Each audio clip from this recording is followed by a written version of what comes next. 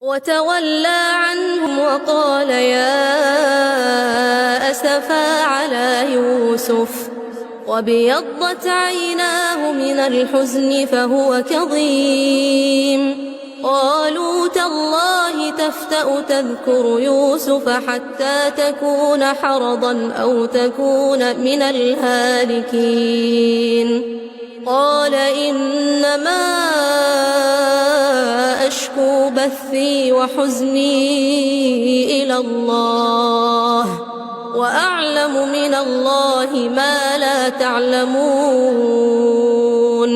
يا بني اذهبوا فتحسسوا من يوسف وأخيه ولا تيأسوا من روح الله